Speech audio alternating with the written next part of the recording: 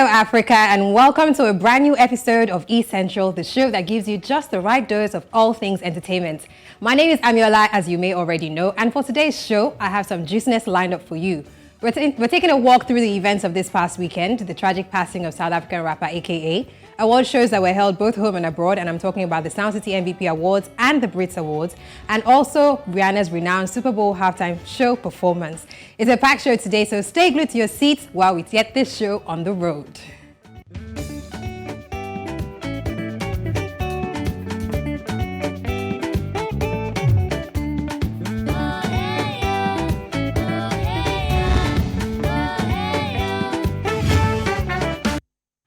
We're kicking off the show today from South Africa, where the police are searching for the killers of popular South African musician AKA, who was shot and killed in an apparent hit in Durban over the weekend.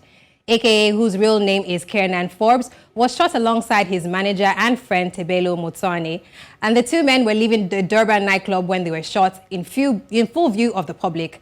Now, the motive of the shooting is unclear still, and AKA is one of South Africa's rap musicians, having collaborated with artists across the continent. His music also sampled some of South Africa's most well-known classics. Now, TimesLIVE entertainment editor Chrizelda Kekana, who's going to join us and take a look at his career. Thank you so much for joining us, Chrizelda. Now, I think we'll both agree when I say that it was quite sad and an untimely passing of AKA. Now, is there any official statement from the police? And what more do we need to know about the shooting? Hi, thank you for having me. It's been a very hectic weekend for most South Africans. AKA was very much loved, not just for his music, but for his, larger-than-life personality.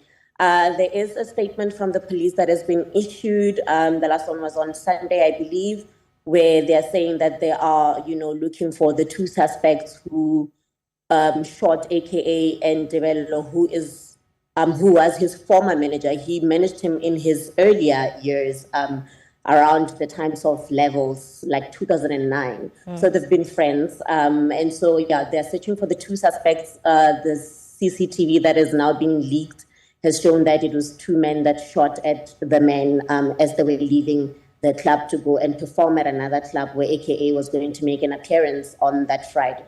Well, that's really sad to hear. Now, have we heard anything about how his friend is faring in the hospital? So his AKA and Tebelo were both shot on Friday at the same time, and they died on the scene. Tebelo died a bit later than AKA, but both of them were declared deceased on the scene. There is an unverified report of a third person having been shot. The person has been believed to be a bodyguard. However, the police have not given an official statement on this person, even though we do have sources that have said that this third person is in the hospital. Okay. Now, let's talk about this being a retaliation killing due to how AKA's ex-fiancée died. What do you say to this? We reached out to the family of Anele Tembe, who died after having allegedly fell from a 10th floor hotel in Cape Town in 2021. And they have, reacted with shock to the assumption and to sort of the accusations that they may be behind AKA's death or the hit that was sent out on AKA. They have denied it, without any hesitation. However, as more and more of the footage of him being shot has been, has appeared on social media, and people have been saying that, and we also had sources that have said that he was warned after the funeral of Anele not to, set foot in Durban. However, the family has not commented, denying or agreeing that he was getting threats. And if you look at how he documented his journey to Durban on the Friday, legit from the morning to the flight to the barber to the shop that he went to, he wasn't a person who seemed like he was scared to be in that place. He was making it known where he was going to be. I'm going to go to the club after I eat at this restaurant. And so, there are a lot of theories at the moment that are flying around. However, the safest thing to say is that all things are still being investigated and there are no arrested suspects so far. Okay. All right, and then late last year, the entertainment industry also mourned the passing of DJ Somebody, who was also shot dead. Now, are there any measures being taken to curb gun violence in South Africa? I mean, I can't tell you factually what the South African police are doing. As a citizen of this country, I myself, we all living in a constant state of fear, if we're going to be honest, because you're talking about DJ Somebody, but even in between, like AKA was the third musician to have been shot in the last 4 months. And that's over and above, the mass shootings that we've had recently. It has been really a pandemic of its own, how much we are losing, valued life to guns in South Africa. Of course, the police have come out and the minister have come out to say, they're going to fight this in every way that they can. However, as with most things, there hasn't been, South Africans haven't felt that they have seen actual action into, getting to the root of the gun problem in South Africa, for example. So, yeah. Okay. And then lastly, before I let you go, AKA was known by many names to his fans. He was called Super Mega. Now tell us about what made him so loved in the entertainment industry, and also what are some of the things that celebrities and other South Africans are saying in tribute to him? AKA was a superstar.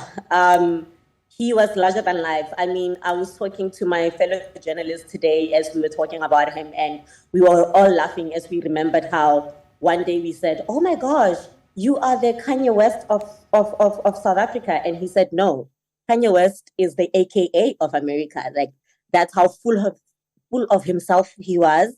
But it was almost fitting because he was that bigger personality. I mean, over and above the fact that musically he was really in his own league.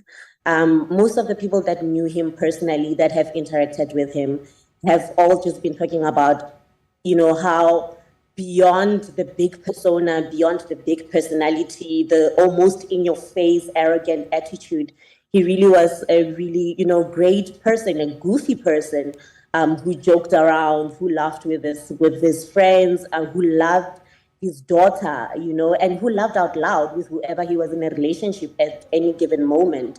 And the one thing that, people have been saying over and over about him is that, it's such a brutal way to die. And he was releasing an album on the 24th, and people were waiting with expectation and excited, as we always are whenever AKA, was to drop something, because that's how much, we looked forward to what he had to offer as a musician and as a human being. So it really is a tragic loss. It's very sad indeed.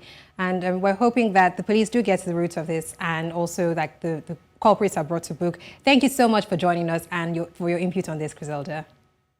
Thank you for having me.